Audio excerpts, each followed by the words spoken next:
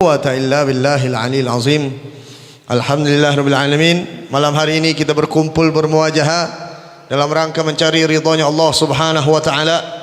Semoga perkumpulan kita ini menjadi sebab musabab kalau Allah Subhanahu wa taala kumpulkan kita juga di bawah benderanya Nabi besar Muhammad sallallahu alaihi wasallam dan dimasukkan dalam surganya Allah Subhanahu wa taala bersama para nabi, siddiqin, syuhada, salihin bersama Nabi Muhammad sallallahu alaihi wasallam. Salam hormat al-Faqir, ini untuk ketua DKM dari Masjid At-Taqwa, kemudian juga para guru-guru kita, para asatid, orang tua kita, wabil khusus ini kepada ketua Estilu Bapak Kiai Haji Atet dan juga Kiai Haji Tatang, dan juga tadi yang telah menyampaikan ini sambutannya Haji Ishak dan para tuan-tuan guru, para orang tua, para sesepuh yang tidak bisa Al-Faqir sebutkan satu persatu, namun tidak mengurangi rasa hormat Al-Faqir dan salam hormat Al-Faqir untuk antum sekalian, baik anak mudanya, para orang tuanya, ibu-ibunya dan lain sebagainya. Semoga kita semua dalam lindungan Allah Subhanahu wa taala. Amin ya Allah rabbal alamin. Allah Subhanahu wa taala berfirman, "Wa ma ya'tasim billah faqad hudiya ila siratim mustaqim." Siapa orang yang berpegang teguh pada talinya Allah. Berpegang teguh pada talinya Allah apa? Ada yang mengatakan ini Al-Qur'anul Karim. Ada yang mengatakan ini adalah agamanya Allah Subhanahu wa taala. Maka faqad hudiya ila siratim mustaqim. Maka Allah akan tunjukkan jalannya menuju ke mana? Yakni jalannya Allah Subhanahu wa taala. Itulah jalan yang senantiasa kita minta dalam salat kita, ihdinas siratal mustaqim. Ya Allah, tunjukkanlah kami jalan yang lurus, siratal ladzina an'amta alaihim, yakni orang-orang yang kau berikan nikmat, kemuliaan, ya, dan ketinggian derajat di hadapanmu, yakni diampuni dosa-dosanya, ya, dan itu adalah jalan yang kita tuju, yang kita minta kepada Allah Subhanahu wa taala. Maka dengan berkumpul kita di sini, ini adalah jalan yang benar. Ini adalah jalan yang senantiasa kita minta kepada Allah agar kita ini ditunjukkan jalan tersebut. Ihdinas siratal mustaqim, ini salah satunya adalah jalan menuju jalannya Allah Subhanahu wa taala yang orang-orang tersebut diberi nikmat oleh Allah Subhanahu wa taala. Kenapa demikian? Karena Nabi Muhammad pernah bersabda, alamatu iradillahi taala 'anil abdi ishtighaluhu bima la ya'nihi. Tandanya Allah berpaling dari hambanya. Allah enggan melihat hamba tersebut ishtighaluhu bima la ya'nihi. Artinya orang tersebut disibukkan dengan kesibukan yang tidak bermanfaat untuk akhiratnya. Ada orang yang mengejar hartanya saja, tapi dia lupa untuk mengaji. Ada orang mengejar jabatannya saja, ya, lupa untuk datang ke majelis ilmu. Nah, tapi kita yang datang ke sini adalah orang-orang yang diberikan oleh Allah Subhanahu wa taala iman, takwa, inayah, hidayah, ya, dan tidaklah kecuali ini pergerakan dari Allah Subhanahu wa taala. Artinya bersyukurlah kita yang hadir di sini, duduk di tempat ini merayakan Maulid Nabi besar Muhammad sallallahu alaihi wasallam. Bergembira atas kelahiran Nabi Muhammad sallallahu alaihi wasallam adalah menjadi satu kemutlakan yang harus kita laksanakan. Beb, kok bisa harus? Betul. Kenapa demikian? Tahu Abu Lahab? Abu Lahab setiap hari Senin Allah berikan tidak disiksa, dispensasi dari Allah, tidak disiksa setiap hari Senin. Kenapa demikian? Abu Lahab tidak disiksa karena di hari Seninlah Nabi Muhammad sallallahu alaihi wasallam yakni terlahir ke dunia. Di hari Senin tersebutlah Nabi Muhammad lahir, dan hari itulah Abu Lahab senang ketika keponakannya lahir. Ponakannya laki-laki. Pada zaman itu kalau ada keluar bayi laki-laki, ini semua senang. Kenapa demikian? Kalau keluar bayi perempuan di zaman itu, orang-orang jahiliyah mengatakan terhinalah mereka ketika lahir bayi perempuan. Begitu lahir Nabi Muhammad sallallahu alaihi wasallam, Abu Lahab dengan gembiranya, dan ekspresi kegembiraannya adalah dia bebaskan itu budaknya Suhaibah. Dibebaskan budak tersebut, itu ekspresi kegembiraan beliau. Ya, ini ekspresinya Abu Lahab ini. Ya, Abu Lahab ini senang pada saat itu, sehingga apa? Sehingga mengekspresikan dengan dilepasnya budak tersebut. Sehingga Allah berikan tuh, walaupun Abu Lahab dinaskan udah masuk dalam neraka, setiap hari Senin Allah beri dispensasi tidak disiksa di neraka setiap hari Senin. Ya, kemudian juga Abu Lahab bukan cuma tidak disiksa, ya, orang nggak disiksa aja di neraka udah dapat nikmat yang besar, ya. Tetapi Abu Lahab diberikan juga oleh Allah yakni keluar dari sela-sela jarinya air susu yang putih yang jernih, sehingga beliau bisa minum air susu tersebut dari sela-sela tangan tersebut. Dan informasi ini diberikan oleh Nabi Muhammad sallallahu alaihi wasallam. Atas apa? Atas rasa gembira kelahiran keponakannya. Bukan seorang nabi yang dia gembirakan, bukan seorang rasul yang dia gembirakan, tapi yang dia gembirakan adalah keponakannya yang lahir laki-laki, sehingga senanglah dalam hatinya dan Allah berikan ganjaran meskipun sudah di neraka. Maka ana bilang, menjadi satu kemutlakan bagi orang yang mengaku beriman kepada Allah dan Rasul kalau dia tidak bergembira atas kelahiran Nabi besar Muhammad sallallahu alaihi wasallam. Maka Nabi Muhammad SAW diutus oleh Allah Subhanahu wa taala untuk apa? Untuk membawa iman, akidah yang sama seperti nabi-nabi sampai kepada Nabi Adam alaihi salam. Oh, bukan itu ada Kristen, itu ada Yahudi. Tidak. Nabi yang katakan ana awalul Islam wa akhirahum fil ba'ts. Saya adalah yang pertama kali Islam. Kenapa Nabi katakan saya yang pertama kali Islam? Karena Nabi adalah yang pertama kali Allah ciptakan sebagai Nurul Mustafa, cahaya yang Allah ciptakan sebelum alam raya diciptakan. Maka Nabi katakan ana awalul Islam wa akhirahum fil ba'ts. Dan saya yang terakhir diutus oleh Allah Subhanahu wa ta'ala. Ini jelas hadis tersebut. Artinya apa? Mereka semua nabi-nabi sebelum Nabi Muhammad, mereka adalah orang-orang yang mengucapkan la ilaha illallah, mentauhidkan Allah Subhanahu wa ta'ala. La tusyriku bihi syai'an. Tidaklah mereka yang menyekutukan Allah dengan apapun. Itu para nabi-nabi kita. Ya, adapun agama yang datang setelahnya, yakni mereka adalah orang-orang yang membelot dari ajaran para nabi-nabi mereka. Ada agama Yahudi, ada agama Nasrani yang dibawa oleh orang-orang dan menjadikan satu agama di luar daripada jalur agama Nabi Muhammad sallallahu alaihi wasallam. Maka datangnya Nabi Muhammad adalah membawa akidah Islam, membawa ajaran Islam. Bahkan Nabi katakan balillahu yamunnu alaikum an hadakum lil iman in kuntum shadiqin. Dialah Allah yang menunjukkan kalian jalan keimanan apabila kalian orang-orang yang yakin kepada Allah Subhanahu wa taala. Bukan semata-mata kita beli ini iman, bukan semata-mata Islam ini kita cari, tetapi Allah yang berikan iman dan Islam masuk ke dalam hati kita dan kita taat kepada Allah Subhanahu wa taala karena iman dan Islam tersebut adalah modal besar dari Allah Subhanahu wa taala. Sehingga apa? Ketika zaman sahabat, ada seorang sahabat Nabi, anak muda yang tampan, yang kaya, dan juga apa? Punya intelektual yang tinggi. Ini anak muda bernama Mus'ab bin Umair.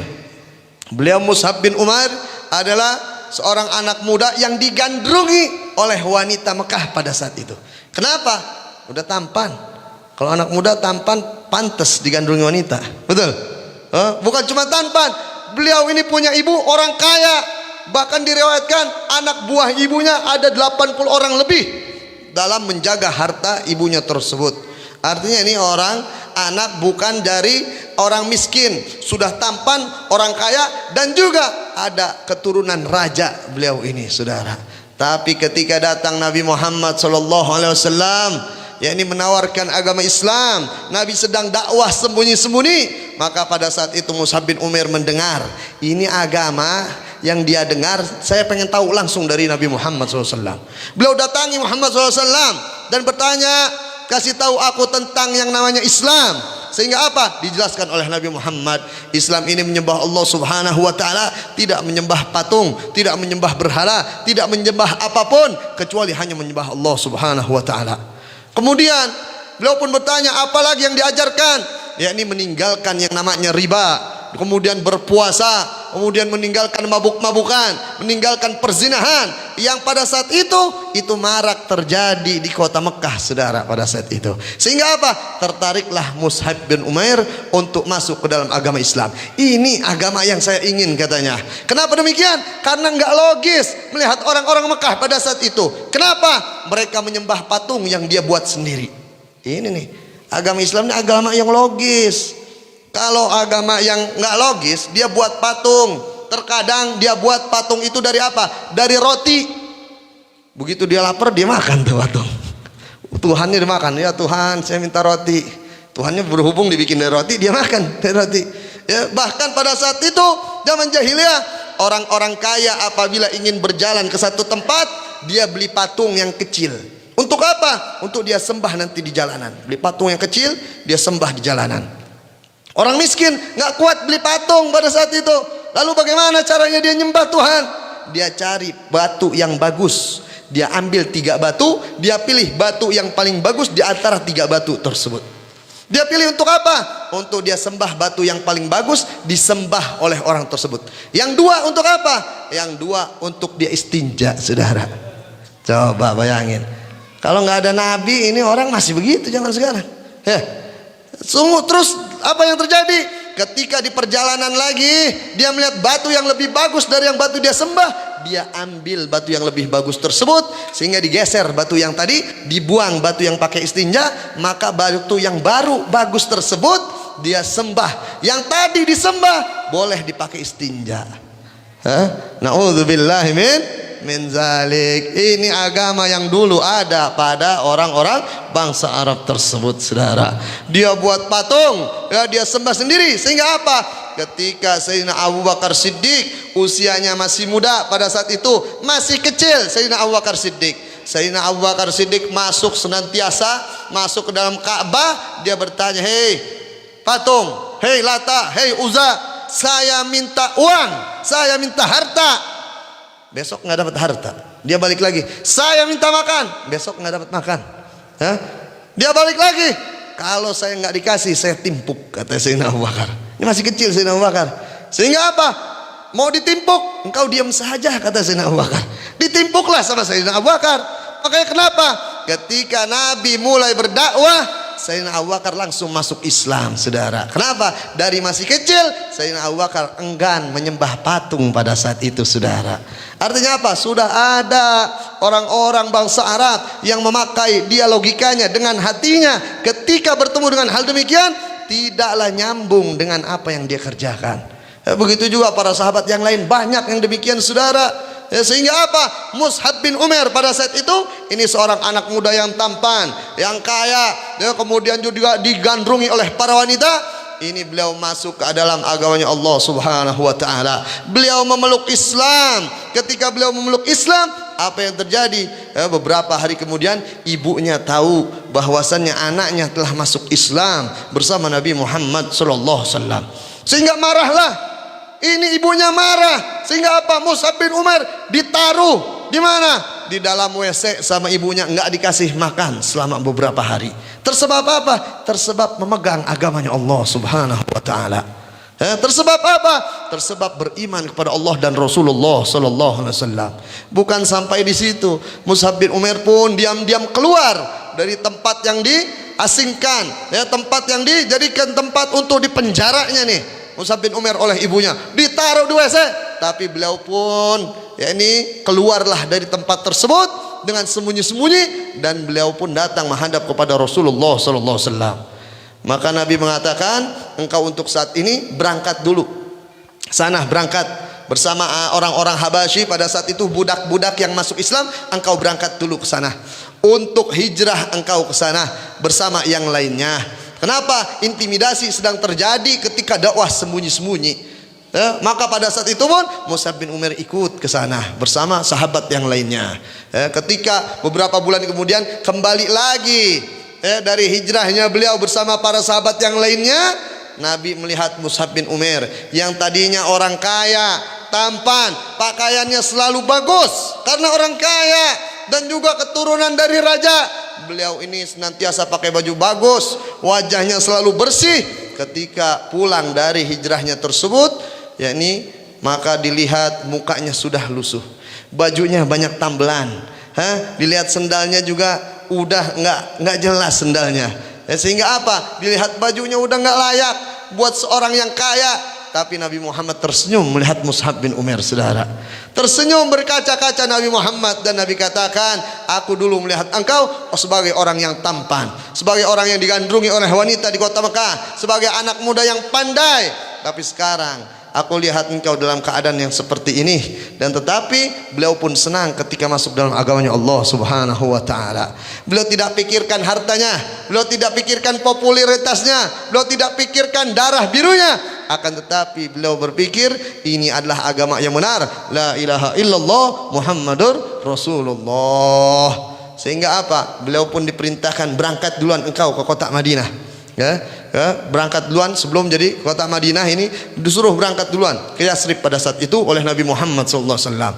Untuk apa ya Rasulullah? Engkau di sana sebarkan Islam di sana. Maka orang Ansor kebanyakan masuk Islam ini lewat jalur Mus'ab bin Umair, saudara. Beliau berdakwah di sana karena pandainya beliau, pintarnya beliau. Ini beliau berdakwah di sana sehingga banyak orang-orang yang ada di Yasrib, kota Madinah tersebut masuk ke dalam agama Islam. Sehingga apa? Sehingga tumbuhlah di sana satu kelompok yang disebut Ansar, yakni para penolongnya Allah Subhanahu wa ta'ala, orang yang menjaga Nabi Muhammad untuk datang. Nabi menyuruh, nanti manakala ada perintah untuk aku berhijrah ke sana, maka aku akan datang ke sana. Sehingga Mus'ab bin Umair pun sudah sampai di sana menyebarkan agama Allah, dan alhamdulillah diterima di sana. Salah satunya adalah jasa Mus'ab bin Umair. Tapi saudara, di dalam satu peperangan beliau diperintahkan oleh Nabi Muhammad SAW untuk memegang bendera la ilaha illallah Muhammad Rasulullah. Di samping para sahabat juga ada yang memegang bendera-bendera tersebut. Beliau pun diperintahkan untuk memegang bendera tersebut. Ketika beliau berjalan, ketika perang tersebut terjadi, pecah, beliau membawa bendera tersebut dengan gagahnya tanpa ada rasa takut sedikit pun. Sehingga beliau orang yang pertama maju dan tertombaklah beliau, saudara. Belum sempat ini jatuh bendera tersebut, beliau ambil lagi, terkena panah lagi, terkena tombakan lagi, sehingga jatuhlah Mus'ab bin Umair dalam membawa agama Allah Subhanahu wa ta'ala, saudara. Sehingga dalam riwayat ketika Nabi melihat ini jasad Mus'ab bin Umair, Nabi tarik ini ke bawah untuk menutupi kakinya, terlihatlah wajah Mus'ab bin Umair. Ketika Nabi tarik ke atas, maka terlihatlah kakinya. Maka Nabi katakan, engkau kemarin adalah orang yang kaya, sekarang untuk menutupi jasadmu saja ini ditarik, terlihat. Maka bagaimana Rasulullah? Nabi katakan, tutuplah wajahnya biar kakinya terlihat. Ini orang yang apa? Orang yang mau cari apa? Dia sudah kaya, sudah tampan, sudah terkenal, sudah pintar, tidak ada yang dia cari kecuali hanya ridho Allah Subhanahu wa ta'ala. Lalu kita, orang-orang yang diberikan iman oleh Allah Subhanahu wa ta'ala dengan mudahnya, tanpa bayar kita. Betul? Ada yang bayar di sini masuk Islam? Nggak ada. Bahkan ini agama warisan dari kakek kita, orang tua kita. Betul? Kita dapat nih, orang tua kita Islam, kita lihat mereka Islam, maka kita pun jadi Islam. Betul? Maka sadarlah, ini adalah nikmat dari Allah Subhanahu wa ta'ala. Maka Allah katakan, qul bi fadlillah wa bi rahmatihi fabidzalika falyafrahu huwa khairum mimma yajma'un. Apa yang Allah katakan? Katakan kepada umatmu, wahai Muhammad, qul bi fadlillah, apabila dia mendapatkan fadilah, keutamaan dari Allah. Apa itu? Kita dijadikan oleh Allah sebagai manusia. Allah jadikan kita sebagai manusia, ini fadilah. Tidak Allah jadikan binatang, tidak Allah jadikan kita pepohonan, tidak dijadikan gunung-gunung, batu-batu, tapi kita dijadikan manusia oleh Allah Subhanahu wa ta'ala. Dan ketika dia mendapatkan rahmat, apa itu rahmat? Dapatlah kita agama Islam, dapatlah iman dari Allah. Dan rahmat terbesar atas iman dan Islam kita adalah kelahiran Nabi besar Muhammad sallallahu alaihi wasallam. Maka ulama menafsirkan fa bi rahmati tersebut adalah rahmat Allah, yakni dalam ayat lain, dalam tafsir Quran bil Quran, ayat tafsir ayat bil ayat, maka dikatakan wa ma arsalnaka ila rahmatan lil alamin, tidaklah aku utus engkau wahai Muhammad kecuali sebagai rahmat bagi seluruh alam. Lalu apa? Ketika dia dapat fadilah, kemudian dapat rahmat dari Allah, rahmat terbesar adalah jadi umat Nabi Muhammad, dan kita mengenal Nabi Muhammad lewat sejarah-sejarah dan lain sebagainya. Maka diperintahkan oleh Allah, falyafrahu, bergembiralah kalian atas kelahiran Nabi besar Muhammad sallallahu alaihi wasallam. Jadi bergembiranya adalah perintah Allah untuk kita gembira atas kelahiran Nabi besar Muhammad sallallahu alaihi wasallam. Bayangin, kita udah punya Islam. Bahkan diriwayatkan oleh para ulama, disebutkan apabila ada malam-malam di dalam Islam, ada malam nuzulul Quran, malam turunnya Al-Quran, ada malam Lailatul Qadar, yakni malam 1000 bulan. Apabila beribadah di dalamnya dan dapat, maka dapat kemuliaan dari Allah. Dan juga ada malam Isra wal Mi'rajnya Nabi Muhammad, datanglah perintah salat dan beberapa perintah yang lain. Dan ada malam kelahiran Nabi besar Muhammad sallallahu alaihi wasallam. Maka ulama menyimpulkan dari keempat malam-malam mulia tersebut, yang paling mulia, yang paling utama adalah malam kelahiran Nabi besar Muhammad sallallahu alaihi wasallam. Kenapa demikian? Karena tidak akan terjadi nuzulul Quran kalau Nabi tidak dilahirkan. Tidak akan terjadi Lailatul Qadar kalau Nabi tidak dilahirkan. Tidak akan terjadi yang namanya malam-malam tersebut menjadi mulia kalau Nabi tidak dilahirkan ke dunia, maka tidak akan ada malam-malam kemuliaan tersebut. Sehingga malam kelahiran Nabi Muhammad lebih patut untuk kita gembira dibandingkan malam yang lain, saudara. Kenapa? Pertama, perintah Allah, dan di akhir ayat tersebut huwa khairu mimma yajma'un, dan itu lebih baik dari apa yang kalian kumpulkan, saudara. Ada orang mengumpulkan hartanya, mengumpulkan rumahnya, mengumpulkan berbagai macam mobilnya dan lain sebagainya, dikumpulkan semuanya, tidak menjadi lebih baik di hadapan Allah manakala dia tidak cinta kepada Nabi Muhammad, manakala dia tidak bergembira atas kelahiran Nabi Muhammad. Jauh dari kata dipandang oleh Allah. Kenapa demikian? Wa khairu mimma yajmaun, gembiranya lebih baik dari apa yang kalian kumpulkan. Contohnya tadi Abu Lahab, ya, Abu Lahab gembiranya aja Allah ganjar, apalagi dia beriman, dia melaksanakan salat, dia berpuasa, dan dia pun yakni bergembira atas kelahiran Nabi besar Muhammad. Beb, saya nggak punya harta, saya nggak kumpulin harta. Apa yang dikumpulkan? Bacaan Quran saya, salat malam saya, taubat saya, semua dikumpulkan ibadahnya, puasanya, zakatnya dia kumpulkan. Tidak menjadi lebih baik kalau dia tidak bergembira atas kelahiran Nabi besar Muhammad sallallahu alaihi wasallam. Maka Nabi yang ajarkan, adibu auladakum ala thalasin khisal, ajarkan anakmu 3 perkara. Hubbu nabikum, cintai nabi kalian. Wa hubbu ahli baiti, cintai keturunanku, kata Nabi Muhammad.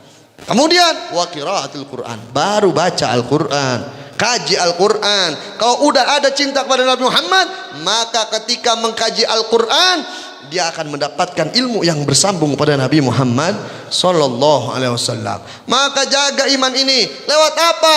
Lewat kita menjaga ibadah kepada Allah Subhanahu wa taala. Karena dikatakan tandanya orang beriman adalah yuslihu bainallah wa bainahu. Apa itu? Menjaga hubungan dirinya dengan Allah Subhanahu wa taala. Orang yang beriman tahu kapan imannya itu lagi turun. Kapan itu? Ketika dia berat melaksanakan ibadah, imannya lagi turun. Maka orang beriman tahu, maka dia buru-buru yuslihu bainallah wa bainahu. Dia benerin lagi nih hubungan dirinya dengan Allah. Manakala salatnya mulai tidak khusyuk, dia tahu nih iman lagi rendah nih. Gimana caranya? Banyak berzikir lagi, banyak duduk di majelis ilmu, banyak salat berjamaah dan lain sebagainya. Sehingga apa? Dia tumbuhkan lagi iman tersebut. Kenapa? Memang sifat iman demikian, kadang naik, kadang turun. Kadang-kadang ada uang 100.000, datang ini panitia maulid, Pak mau nyumbang berapa Pak? Ini ada 100.000 sama 2.000 nih. Waduh, tunggu dulu ya. Apa? Kalau 2.000 malu juga nih. Ditukerin dulu sama dia. Beli apa? Beli rokok dulu dia. Dia tukerin, dia kasih 10.000. Tapi kalau imannya lagi kencang, ini ada duit 100 sama 2.000, udah 100.000. Kenapa? Ini yang bakal dihitung oleh Allah menjadi amal. Kenapa demikian? Imam Hasan Al-Basri beliau mengatakan, ini seorang afdalut tabi'in. Beliau mengatakan bahwasanya apabila aku punya sebesar gunung Uhud, ini emas sebesar gunung Uhud, maka aku akan infakkan untuk pembacaan dan bergembiranya orang di atas, yakni bergembira atas kelahiran Nabi besar Muhammad sallallahu alaihi wasallam. Bayangin, apabila punya emas sebesar gunung Uhud, beliau mau infakkan semuanya. Artinya apa? Beliau sudah menginfakkan hartanya. Jikalau masih punya harta sebesar itu, sebanyak itu, maka semuanya bakal diinfakkan untuk apa? Untuk memeriahkan kelahiran Nabi besar Muhammad sallallahu alaihi wasallam. Coba tuh, tabi'in ini yang berucap, bukan ulama kaleng-kaleng nih, tabi'in. Ini tabi'in adalah di bawah sahabat. Yang berucapnya lagi afdalut tabi'in. Ini orang yang paling afdal di antara tabi'in. Ini adalah Imam Hasan Al-Basri. Maka dikatakan yakni bergembira atas kelahiran Nabi Muhammad itu menjadi tolak ukur manusia akan dicintai oleh Allah Subhanahu wa taala. Maka hendaknya kita mencintai Allah Subhanahu wa taala yakni dengan seluruh macam. Yakni apa yang bisa kita kerjakan. Yang punya harta maka berdakwahlah lewat hartanya. Yang punya tenaga, berdakwahlah dengan tenaganya. Yang punya kelompok, berdakwahlah dengan kelompoknya. Bersatu untuk apa? Untuk tadi terciptanya ukhuwah Islamiyah, saudara. Agar tersambung ukhuwah Islamiyah, Nabi katakan al-jalisu salih khairu min wahdah wal wahdatu khairu min jalisus su. Apa Nabi katakan? Duduk bersama orang soleh, duduk di majelis ilmu lebih baik dibandingkan engkau duduk sendiri ngaji sendiri. Dan duduk bersama orang yang orang yang sesat, maka lebih baik engkau menyendiri dibandingkan bersama-sama orang yang sesat tersebut. Jelas dari Nabi Muhammad SAW. Bahkan Nabi yang perintahkan alaikum bil jamaah, hendaknya kalian ini bersatu. Dan bahkan Allah menyatakan wal takum minkum ummatun yad'u ilal khair ya'muruna bil ma'ruf wa yanhauna 'anil munkar wa ulaika humul muflihun. Allah menyatakan hendaknya kalian ada sekelompok tuh, bukan sendiri, sekelompok. Artinya apa? Bareng-bareng disuruh ini. Jangan sendirian kau mengaji, ajak yang lain. Beb, dia mah Muhammadiyah, ajak. Beb, dia mah Persis, ajak. Beb, dia mah NU, ajak. Oh, dia mah ini, ajak semuanya. Kenapa? Kita dalam naungan la ilaha illallah Muhammadur Rasulullah. Asalkan antum punya ajaran, jangan kotori ajaran yang lain, jangan salahi yang lain. Ini kan ada ketika datang bulan maulid, oh datang bulan bid'ah, dia salahin yang maulid, betul? Oh datang bulan bid'ah, oh datang bulan pengkultusan atas Nabi Muhammad, oh datang orang yang berlebihan menyanjung Nabi Muhammad, oh ini bulan yang nggak benar. Padahal yang perintahkan untuk gembira adalah Allah Subhanahu wa taala. Lalu bagaimana yang melaknat ketika datangnya kelahiran Nabi Muhammad sallallahu alaihi wasallam? Maka jangan seperti itu. Yang punya ajaran ini lakukan dengan ajaranmu. Yang punya ini lakukan dengan ajaranmu. Yang punya ini lakukan dengan ajaranmu. Selagi engkau tidak mengharamkan, membid'ahkan, apalagi sampai mengkafirkan saudaramu, haram, saudara. Kira-kira jelas tidak? Jelas tidak? Jadi perintah Allah untuk apa? Bersatu. Agar apa? Agar tercipta ukhuwah Islamiyah. Ketika Nabi hijrah dari Mekah ke Madinah, apa yang Nabi lakukan pertama kali? Nabi membangun masjid. Kemudian ketika itu Nabi wajibkan sholat berjamaah. Itu menjadi wajib. Sholat di rumah nggak sah pada saat itu, saudara. Untuk apa? Agar kaum muhajirin, orang Mekah yang berhijrah ke Madinah, kenal dengan kaum Ansor. Sholat subuh ketemu sampingnya siapa, suruh Nabi kenalan sama yang sampingnya. Maka ana punya ide, apabila antum datang ke satu masjid, kemudian berkenalanlah dengan samping-sampingnya. Ini PPH, kemudian ada yang orang situ yang ada yang ikut sholat, kenalan. Oh saya dari ini nih, oh saya dari ini. Agar kenal, terciptalah satu sama lain ukhuwah Islamiyah tersebut, saudara. Kalau subuh dia kenalan sama yang sampingnya, sama yang sampingnya. Zuhur kenalan orang lain lagi, sehingga semakin mengenallah dia satu sama lain dan kuatlah di situ Islam, saudara. Sehingga apa? Islam menjadi kuat dan sampai apa? Sampailah bahwasannya Nabi menaklukkan kota Mekah dan menjadilah Mekah dikuasai oleh orang Islam, saudara. Sehingga apa? Islam mulailah menyebar dari sana sampai dengan mengisi seluruh dunia. Di zaman Sayyidina Umar bin Khattab menyebarlah Islam. Tersebab apa? Tersebab kekuatan ukhuwah Islamiyah. Tapi zaman sekarang ada orang-orang yang ingin melepaskan diri dari ukhuwah Islamiyah. Yang apa dia yang melepaskan diri? Yang merasa dirinya paling benar. Itu yang melepaskan diri, saudara. Oh kelompok saya yang paling benar, yang lain salah. Oh nggak bisa gitu dong. Oh kelompok situ yang paling benar, yang lain salah. Nggak bisa begitu. Kenapa? Ukhuwah Islamiyah dijalin dengan la ilaha illallah Muhammadur Rasulullah. Selagi semuanya mengucap la ilaha illallah Muhammadur Rasulullah, maka jalinlah tersebut. Karena Islam adalah satu. Tidak ada yang namanya Islam Jawa, Islam Sumatera. Nggak ada yang namanya Islam Indonesia, Islam Arab. Nggak ada yang namanya Islam Nusantara ataupun Islam yang lainnya. Nggak ada. Islam itu satu. Kira-kira jelas tidak? Jelas tidak? Siap bersatu? Siap bersatu? Siap jaga Islam? Siap jaga akidah? Takbir. Jadi jaga ukhuwah ini saudara. Sehingga apa? Datanglah mereka, orang-orang yang ingin menghancurkan akidah-akidah Islam. Nabi katakan khairun nas qurni. Nabi katakan sebaik-baiknya manusia adalah kurunku, kata Nabi Muhammad. Siapa dia? Para sahabat Nabi. Kemudian Nabi katakan tsummal ladzina yalunahum, yakni kemudian orang-orang setelah mereka. Siapa mereka? Tabi'in. Kemudian Nabi katakan lagi tsummal ladzina yalunahum. Siapa mereka? Tabi'in, orang-orang yang mengikuti jejaknya para tabi'in. Kemudian Nabi katakan tsumma yadhharunal kadzib, maka nanti bakal datang orang-orang berdusta atas nama Nabi Muhammad sallallahu alaihi wasallam, atas nama ajaran Nabi Muhammad sallallahu alaihi wasallam. Yang alhamdulillah kita punya guru-guru di dalam Ahlus Sunnah wal Jamaah, bersambung sanatnya sampai kemana? Sampai kepada tabi'in, sampai kepada tabi'in, sampai kepada sahabat, sampai kepada Rasulullah yang datang dari Allah Subhanahu wa ta'ala. Kira-kira jelas tidak? Jadi ajaran maulid datang dari mereka. Habib dari mana riwayatnya? Pernah Sayyidina Abbas ini membuat syair di hadapan Nabi sallallahu alaihi wasallam. Sayyidina Abbas membuat syair pada saat kelahiran Nabi, maka Sayyidina Abbas bersyair dan Nabi pun tersenyum. Enggak, Nabi bilang, bid'ah. Buat apa ente bikin syair? Oh, ini hari kelahiran saya, kenapa ente bikin syair? Enggak, Nabi senyum.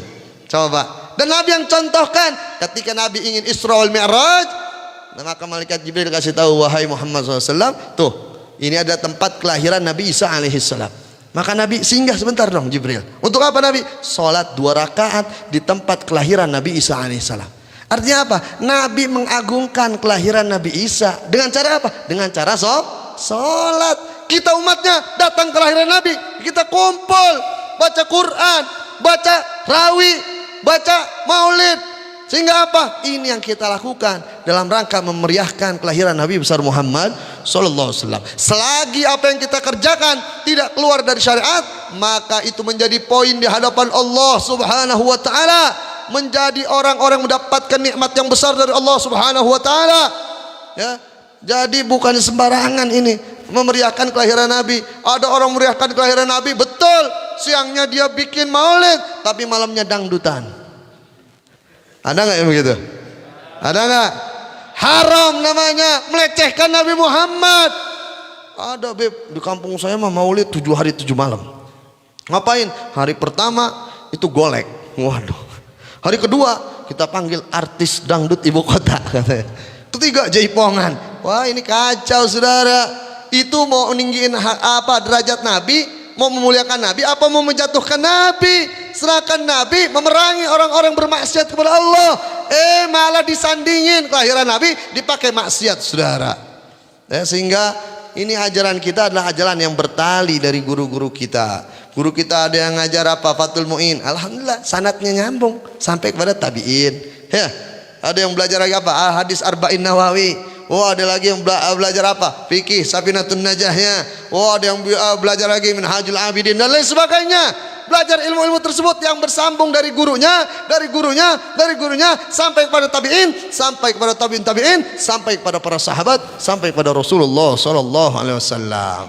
Alhamdulillah. Jadi jangan takut. Kebenaran yang ada pada kita sekarang ini adalah kebenaran yang datang dari Rasulullah sallallahu alaihi wasallam. Jangan takut disalahkan. Kenapa demikian? Karena ada zaman sekarang orang-orang yang menyalahkan akidah umat Islam. Yang tadi disinggung sedikit. Apa itu? Janganlah kita merasa paling benar sendiri di antara agama yang lain. Ya. Oh, Islam ini harusnya udah. Oh, Islam ini urusannya sholat aja, puasa aja. Kalau urusan bernegara, udah ikutin. Kita yang bernegara. Ini apa namanya? Maka datanglah konsep yang namanya relativisme. Apa itu relativisme? Nih saya jelasin. Yang ada lagi rame sekarang. Ada siapa? Buya Syakur ini. Ya, Buya Syakur bilang, oh itu katanya Nabi Muhammad itu agamanya Nasrani, hanya membuat sekte baru di dalam agama Nasrani. Innalillahi wa inna ilaihi rajiun. Ini dasarnya dari mana Nabi Muhammad agama Nasrani? Tadi hadisnya, ana awalul Islam wa akhirahum bil ba'ts. Saya yang pertama kali Islam. Dan yang lain pun ini diutus oleh Allah dalam agama Islam. Jelas sudah Nabi Muhammad yang katakan demikian. Kok datang Nasrani? Dari mana Nasraninya? Sampai dikatakan, oh Siti Fatimah meninggalnya itu karena ditendang pintu oleh sahabat. Oh ini riwayat Syiah saudara. Oh tendang nih. Oh kegencetlah Siti Fatimah. Wah Sayyidina Ali hanya ngeliatin aja. Dari mana ceritanya? Sahabat itu ngeliat Siti Fatimah menangis. Kenapa? Baju Siti Fatimah banyak bolong-bolongnya. Sedangkan anak Nabi Sayyidina Umar pun sampai menangis bersedih. Kenapa? Wahai Fatimah, saya sedih. Sampai sedemikian engkau ada anaknya Rasul. Harusnya engkau pakai baju yang paling bagus. Di antara putri-putri raja engkau harusnya yang terbagus. Sedih Sayyidina Umar. Tapi dibilang sahabat nendang. Dari mana sahabat nendang? Emang hidupnya sama hidup kita? Sahabat ini kalau dalam ilmu hadis ini ditaruh derajatnya thiqotun sikoh. Apa sikotun sikoh? Sikotun sikoh adalah orang yang zuhud.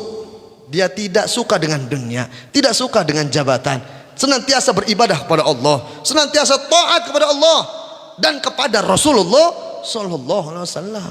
Maka tidak terbantahkan ini para sahabat. Maka ulama hadis mengatakan thiqotun sikoh, orang yang terpercaya dan terpercaya setelah Nabi Muhammad adalah sahabat. Kenapa?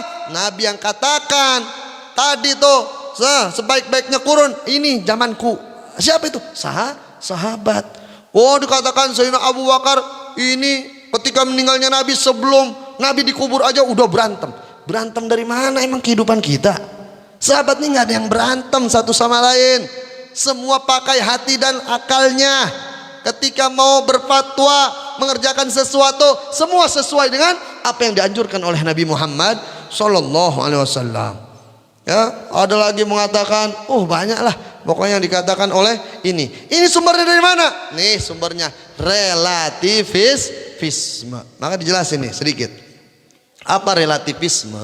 Relativisme adalah satu pemikiran yang disebut dengan yakni kebenaran mutlak milik Allah Subhanahu wa taala atau milik Tuhan yang Maha Esa. Manusia hanya bisa mendekati kebenaran mutlak termasuk Nabi Muhammad sallallahu alaihi wasallam. Kenapa demikian? Karena dia katakan juga, Nabi juga kalau ada masalah terkadang diskusi sama sahabat. Jadi firman Allah Subhanahu wa taala harus bisa ditafsirkan dan boleh dikembangkan. Kenapa? Nabi juga berdiskusi. Sampai sini jelas enggak? Ini yang mereka katakan. Maka kebenaran mutlak milik Tuhan. Manusia hanya bisa mendekati kebenaran mutlak. Itu namanya relativisme. Dari relativisme keluarlah yang namanya pemikiran liberalisme. Kenapa? Karena kebenaran mutlak milik Tuhan, maka liberalisme adalah kebebasan berpikir. Ya, maka ada ismenya ini. Apa tuh? Menjadi satu sekte kebebasan berpikir, berpendapat, baik urusan agama ataupun urusan yang manapun, maka dibolehkan. Kenapa demikian? Karena kebenaran mutlak milik Tuhan yang Maha Esa. Sampai sini jelas gak? Jelas gak? Maka dicontohkan seperti ini. Anda sering contohin begini. Kalau bapak-bapak ini tahu ini apa nih? Air di dalam botol. Betul? Dari depan sini terlihat tulisan Aqua. Betul nggak? Dari sini nggak kelihatan karena berbeda sudut pandang. Ya. Dari sana berbeda juga. Dari sini berbeda. Tapi kita sepakat ini namanya Aqua. Betul? Air di dalam botol. Apabila ini air di dalam botol, kita jadikan ini yang namanya kebenaran. Nih, sekarang ini kebenaran, bukan air di dalam botol. Bapak-bapak, ibu-ibu ngeliat dari depan sana, nih ada tulisannya. Betul? Dari sini berbeda sudut pandang. Dari sini berbeda sudut pandang. Tapi kita kesepakat, ini adalah kebenar. Sepakat gak? Sepakat gak? Diterapkan dalam akidah. Nih, konsep relativisme. Dari sudut pandang manapun bisa jadi benar. Kenapa? Karena itu satu kebenaran. Ditaruh dalam akidah. Agama Nasrani mengajarkan kebenaran. Betul? Nggak ada agama Nasrani nyuruh membunuh. Nggak ada kan? Nyuruh mencuri. Nggak ada kan? Nyuruh berzina. Nggak ada. Nggak ada dalam agama Nasrani. Begitu juga dalam agama Hindu, agama Konghucu. Nggak ada yang namanya boleh membunuh, boleh menyakiti sesama, dan lain sebagainya. Betul nggak? Betul nggak? Sepakat nggak? Maka semua agama benar. Setuju atau enggak? Setuju enggak? Setuju enggak? Bib, gimana tuh Bib ya? Kalau begitu berarti semua agama benar tuh. Kalau antum bilang semua agama benar, murtad antum berarti. Kenapa? Ini doktrin yang dipakai. Ini anak lagi terapin doktrin ini ke antum. Dan antum benar juga kebenaran itu. Oh iya benar, dari sudut pandang manapun, maka semua agama benar. Ini salah saudara. Jelas? Itu adalah konsep liberalisme yang ingin menyamakan akidah semua agama saudara. Kenapa? Surga bukan punya orang Islam. Surga bukan cuma punya orang Hindu. Surga bukan cuma punya orang Nasrani. Tapi surga milik kita bersama. Waduh. Kalau begini kan kacau. Betul? Kenapa? Nih, karena kebenaran mutlak milik Allah, milik Tuhan yang Maha Esa, maka manusia boleh berpikir selagi itu dia merasa benar. Ya, maka ini kampung apa nih? Paseban. Ada kiai keluar dari Paseban, dia bilang apa? Saya bikin tafsir Paseban. Ada kiai dari Cikajang, bikin tafsir Cikajang. Oh, ada kiai dari sana, bikin tafsir ini. Oh, itu kiai belum mumpuni buat tafsir. Nggak apa-apa, karena ini menurut saya benar. Tuh, menurut saya. Kenapa demikian? Yo, karena kebenaran mutlak milik Allah. Siapa tahu saya benar. No, siapa tahu saya benar. Ini yang dikatakan kemarin oleh yakni Abu Yasa Sakur. Menurut saya Siti Khadijah agamanya Nasrani. Menurut saya Nabi Muhammad itu Nasrani. Menurut saya. Kok menurut saya? Bukan ikutin ulama, tabi'in. Ya enggak? Tabi'in, sahabat. Apa ada dari mereka semua yang mengatakan itu? Enggak ada, saudara. Kalau itu berarti apa yang terjadi? Berarti dia mengikuti hawa nafsunya, saudara. Karena ukuran benar dan baik, salah dan benar, lihat syariat Nabi Muhammad sallallahu alaihi wasallam. Enggak bisa kata saya, oh saya tafsirin sendiri, enggak bisa. Memumuti enggak? Udah berapa ribu hadis yang dihafal. Ilmu balaghah Qur'annya bagaimana? Ulumul Qur'annya bagaimana? Ulumul hadisnya seperti apa? Sudah sampai berapa hadisnya, sanadnya, riwayatnya, ataupun ilmu nuzulul Qur'annya, oh dan lain sebagainya. Apakah udah mumpuni? Belum, saudara. Tapi kenapa bikin tafsir? Siapa tahu benar. Nah, kalau siapa tahu benar, rusak dong semua. Betul nggak? Oh, menurut saya sholat nggak ada dalam Islam. Ayatnya nggak ada. Bahlul namanya, saudara. Ini kan menurut saya. Menurut saya bisa aja benar. Itu berarti pemikiran liberal. Orang tersebut udah teracuni oleh pemikiran liberal. Dari mana? Nih tadi konsepnya. Semua orang bisa jadi dalam sudut pandang yang berbeda. Rusak dong kalau begitu semuanya. Jelas nggak? Jelas nggak? Lalu bagaimana, Beb? Nabi ketika ditawari, hei Muhammad, apakah engkau mau hari ini engkau beribadah dengan ibadahmu, kami ikut beribadah denganmu. Esok hari kami beribadah, engkau ikut ibadah denganku. Esok harinya kamu beribadah lagi, kami akan ikut lagi denganmu. Apa kata Nabi Muhammad? Jikalau engkau berikan matahari di sebelah kanan, engkau berikan bulan di sebelah kiri, lakum dinukum waliyadin. Coba, ini yang sekarang terjadi. Kenapa? Lebaran, dia lebaran di rumah. Begitu Natalan, dia datang ke gereja. Betul? Betul? Oh, selamat hari Natal. Oh, ini namanya kemajemukan.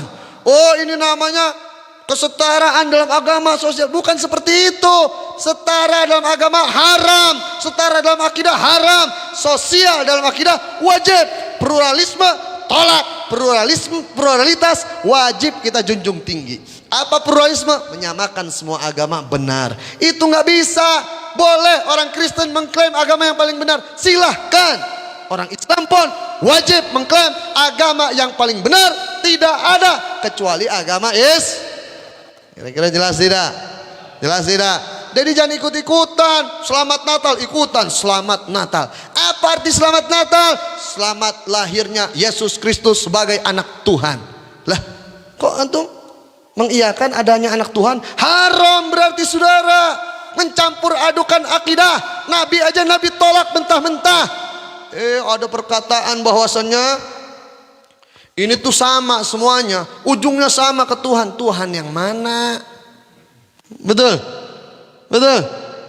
Yang menyembah berhala aja ditolak sama Nabi. Lalu Tuhan yang mana? Yang menyamakan. Iya, memang sama, mengajarkan kebenaran, tapi nggak sama saudara. Betul? Sama-sama ngajarin kebenaran, benar, tapi nggak sama secara akidah. Orang sama monyet sama nggak? Sama nggak? Bapak tahu orang utan? Tahu orang utan? Orang utan sama, jarinya 5, ya nggak? Kakinya 2, tangannya 2. Yang perempuan dia head, betul nggak? Kelaminnya sama, ya nggak? Yang laki kelaminnya mirip sama manusia. Tapi mau nggak disamain sama monyet? Mau nggak? Mau nggak? Berarti orang liberal itu monyet gitu aja udah. Kenapa demikian, Beb? Iya, karena menyamakan akidah haram hukumnya saudara. Tapi kalau ada tetangga di samping Kristen, di depan Konghucu, di sampingnya ada Buddha, dia sakit, dia susah, datanglah ke rumahnya, bawain obat, bawain makanan, ya, ada kesusahan, bantu dia. Ini namanya kemajemukan saudara. Ini namanya sosial dalam beragama. Tapi dalam berakidah haram. Kenapa? Allah yang nyatakan alalillahu dinul khalis. Hanya milik Allah lah agama yang lurus. Apa itu? Inna dina indallahil Islam. Hanya milik Allah nih. Agama ini yang lurus apa? Sungguhnya di sisi Allah hanyalah satu agama, yakni agama Islam. Ini Buya bilang dari la ilaha illallah Muhammadur Rasulullah ini adalah persatuan. Kenapa jadi bergeser? Orang berucap la ilaha illallah Muhammadur Rasulullah bakal masuk surga. Betapa mudahnya masuk surga. Loh, ini hadis memang benar adanya. Siapa yang berucap di akhir kehidupannya dengan kalimat la ilaha illallah Muhammadur Rasulullah, Nabi katakan dakhalal jannah. Dan Allah juga mengatakan dalam hadis qudsinya, la ilaha illallah hisni, kata Allah. La ilaha illallah adalah bentengku. Wa man dakhalal hisni amina min adzabi. Siapa yang masuk dalam bentengku, amanlah dia dari azabku, kata Allah. Maka yang berucap itu dengan penuh keyakinan aman dari azabnya Allah Subhanahu wa ta'ala. Oh, tak berarti mudah banget dong orang bakal masuk surga. Biarin aja maksiat, ntar pas mau meninggal dia tinggal la ilaha illallah Muhammadur Rasulullah masuk surga. Emang semudah itu? Orang maksiat ya, terus-terusan ya, di akhir hidupnya, maka seperti apa yang dia kerjakan ketika dia yang sering dia lakukan. Contohnya apa? Coba ada orang kesandung. Kalau orang yang biasa istighfar kesandung itu astagfirullahaladzim. Betul gak? Kepleset astagfirullahaladzim. Betul gak? Ada orang yang gak biasa ngomong istighfar, begitu kepleset, waduh sialan. Betul gak? Kenapa? Karena terbiasanya dia. Apalagi orang sakaratul maut. Bahkan orang-orang yang dekat kepada Allah, ini Nabi yang mengajarkan secara langsung dengan lisannya untuk orang yang dekat Allah dan Rasulullah sallallahu alaihi wasallam. Bukan semata-mata oh enak banget mau meninggal nih saya tinggal la ilaha illallah masuk surga. Ini mah pemikiran yang bahlul namanya. Apa? Dari saya ini mah. Ini menurut saya. Jadi kebanyakan menurut saya. Bukan karena ulama, menurut ini, ulama ini. Maka akan hancurlah Islam saudara. Ini bukan menyatukan persatuan, tapi ini menghancurkan Islam saudara. Lewat apa? Pemikiran liberalismenya tersebut. Oh, dari liberalisme keluarlah yang namanya apa? Sekulerisme. Saya tadi disindir sama ketua DKM, semoga nih maulid bisa membawa keberkahan untuk negara kita. Kalau pemikiran sekulerisme jauh dari keberkahan saudara. Apa sekulerisme? Sekulerisme adalah memisahkan antara agama dengan kebernegaraan. Oh, kalau Islam udah sholat aja, puasa aja. Begitu ngurusin ini nih negara, udah pakai aja nih hukum yang dibuat oleh manusia. Padahal Islam sudah punya hukumnya. Nabi sudah mencontohkannya. Bagaimana cara mendirikan negara, bagaimana Nabi membangun Madinah. Itu adalah Nabi contohkan. Dalam bernegara, berpolitik, Nabi sudah contohkan. Tetapi sekarang dipisahkan. Kalau mau urusan agama, udah sholat aja, puasa aja, zakat aja, haji aja, itu urusan agama. Tapi urusan negara, biarin kita yang buat urusan negara. Maka ini adalah sekularisme, memisahkan agama dengan kebernegaraan. Dasarnya dari mana? Tadi relativisme, merasa benar, maka akan hancurlah semuanya.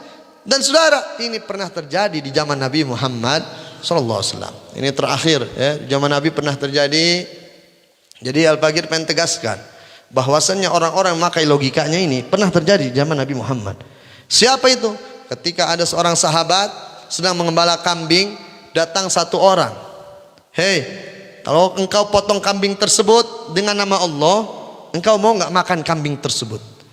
Kata sahabat, saya mau dong. Kenapa? Karena saya potong dengan nama Allah. Lalu dia nanya lagi, kalau ada kambing diterkam oleh singa, oleh macan, dia mati, apakah engkau mau makan? Enggak, kata sahabat. Kenapa? Dia mati bukan karena nama Allah, dimakan sama singa, sama macan. Berarti saya nggak mau makannya. Nah, terus kalau ada kambing yang udah ketuaan mati, apa engkau mau makan? Kata sahabat, enggak. Dia mati bukan dipotong dengan nama Allah Subhanahu wa ta'ala. Pertanyaannya, oh ini orang nanya sama sahabat, apa kata dia? Ketika engkau potong kambing tersebut, siapa yang membuat mati kambing tersebut? Engkau, pisaunya, atau Allah? Maka sahabat jawab, Allah secara hakikat. Betul? Yang diterkam sama macan, yang membuat mati siapa? Ya Allah. Betul? Kambing yang mati ketuaan, yang membuat mati siapa? Tuanya apa Allah? Allah. Betul? Lantas nih orang nanya, berarti kenapa yang ini dengan nama Allah ente mau makan, yang itu semua yang mati dengan Allah juga ente nggak mau makan? Pusing sahabat. Benar juga katanya nih. Kenapa? Diacak otaknya saudara.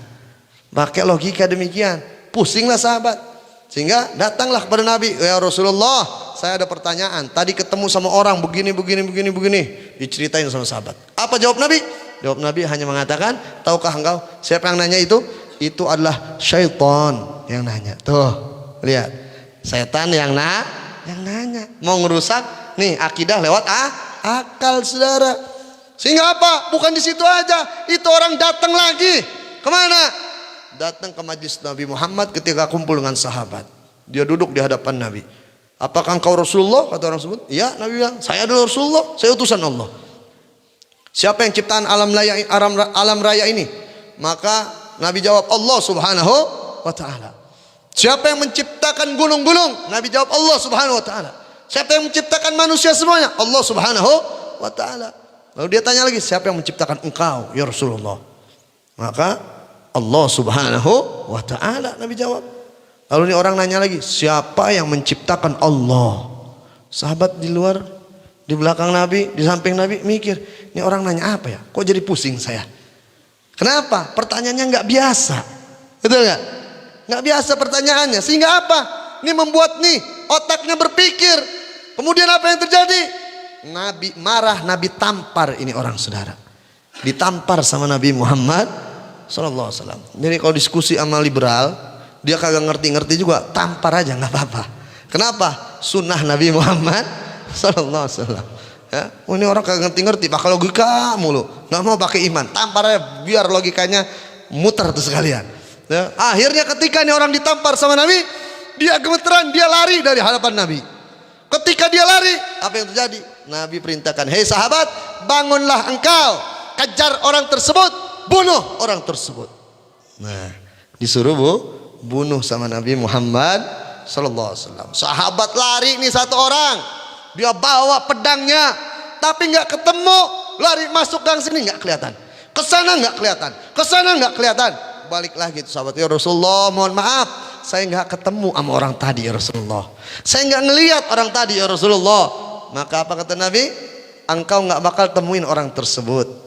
Kenapa? Karena itu syaitan yang merubah dirinya menjadi manusia untuk mengelabui engkau punya akidah dengan logika dia. Tuh, jelas gak? Jelas gak? Ya, jadi kalau zaman sekarang setannya lagi ngopi. Betul gak? Setannya ngopi bareng sama setan yang lain. Gimana tugas lu? Ya gampang lu dah sekarang mah. Kenapa? Udah banyak rombongan kita udah. Siapa? Itu orang udah pada jadi setan sekarang udah. Orangnya sekarang jadi setan. Setan gak perlu lagi ngerubah dirinya jadi manusia untuk mengelabui manusia, untuk merusak akidah manusia. Tapi orangnya udah pada jadi setan, saudara. Makanya ilmu itu bukan cuma di sini, saudara. Ilmu itu di sini. Pahami ilmu, jangan cuma ini doang. Dengan iman juga pahami. Dengan perasaan bagaimana kalau saya berucap ini, apakah Nabi ridho terhadap saya? Kalau saya berpikir seperti ini, apakah Nabi senang terhadap saya? Itulah iman, saudara. Itulah akhlak. Makanya ketika Abu Hurairah, ya Rasulullah doakan saya, ini hafalan saya ini hilang mulu. Saya dapat hadis hilang lagi, saya dapat hadis hilang lagi. Enggak dipegang palanya sama Nabi. Dipegang apa? Dadanya sama Nabi Muhammad sallallahu alaihi wasallam. Dan kebetulan anak juga ini kuliah di UI. Jadi ketemu model yang begini udah sering banget. Dari semester 1 sampai semester 3 ini udah kenyang udah. Ngikutin orang-orang liberal. Udah kenyang, tahu pemikiran kemana aja, udah kelihatan. Maka ini akan terus ada, saudara. Dan ini perlu ukhuwah Islamiyah, perlu dengan persatuan, perlu dengan kesatuan, perlu dengan satukan misi. Kenapa? Karena liberal beberapa tahun lalu sudah diketok palu oleh MUI. Pemikiran liberal ini adalah pemikiran yang sesat, menyesatkan, saudara. Itu fatwa MUI. Kira-kira jelas tidak? Jelas tidak? Mudah-mudahan ini perkumpulan kita menjadi sebab musabab Allah subhanahu wa ta'ala lindungi anak-anak kita, lindungi diri kita, anak-anak kita, keluarga kita dari akidah yang melenceng dari akidah ahlus sunnah wal jamaah. Dan semoga Allah subhanahu wa ta'ala kumpulkan kita lagi bersama perkumpulannya Nabi besar Muhammad sallallahu alaihi wasallam. Allahumma arham umat Sayyidina Muhammad, Allahumma ansur umat Sayyidina Muhammad, Allahumma jbur umat Sayyidina Muhammad, Allahumma farij an umat Sayyidina Muhammad bihaqqi Sayyidina Muhammad wa ala ali Sayyidina Muhammad. Rabbana atina fid dunya hasanah wa fil akhirati hasanah wa qina adzabannar wa qina adzabannar wa qina adzabannar wa sallallahu ala sayyidina nabiyil ummi wa ala alihi wasallam walhamdulillahi rabbil alamin. Itu yang bisa Al-Bagir sampaikan. Ya, semoga bisa dipakai ilmunya, bermanfaat dan menjadi benteng akidah kita. Amin ya Allah ya rabbal alamin. Wassalamualaikum warahmatullahi wabarakatuh.